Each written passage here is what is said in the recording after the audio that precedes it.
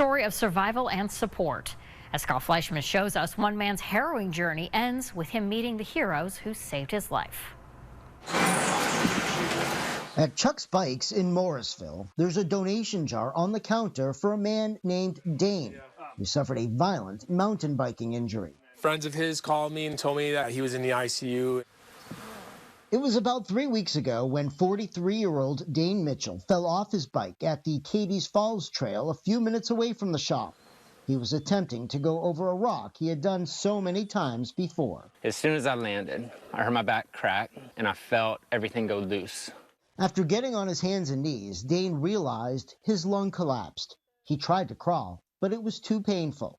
Late in the day and about a half-mile from the trailhead, Dane, who had left his cell phone in his truck, didn't expect anyone else to ride through. I either had to get out or I might not.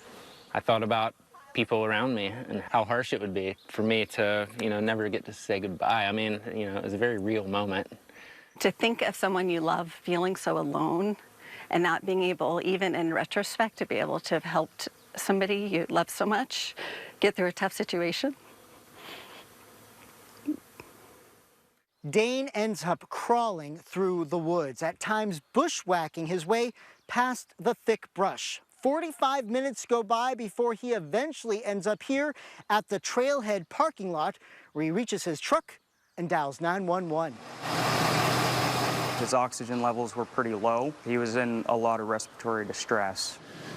Christopher Clements and his partner Jason Tallman from the Morristown EMS department quickly responded. Comes out. Christopher inserted a needle, just like this one, into Dane's chest, allowing his collapsed lung to reinflate. And I could tell by his reaction to that, the fact that he had to do that it was fairly serious.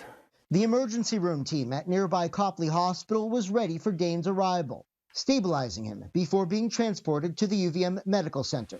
Along with the collapsed lung, Dane had 8 broken ribs, a cracked pelvis, and a few spinal fractures. It tears me up. Everyone was just right on it, and if it wasn't up to them, I honestly would not be here. Right. You look great. What's up, guys? Yeah. Fortunately, Dane was able to express those sentiments in person. Thank you so much. Yeah, you're welcome.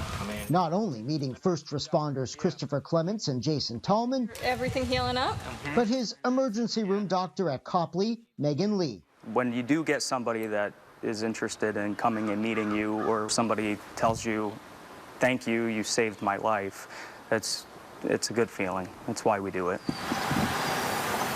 Meanwhile, back at Chuck's Bike Shop, another reunion awaits. Store owner Hank Glowiak picked up Dane's mountain bike the morning after the accident. There's so many people that came through and supported me, that's such a web of community that I didn't even know existed.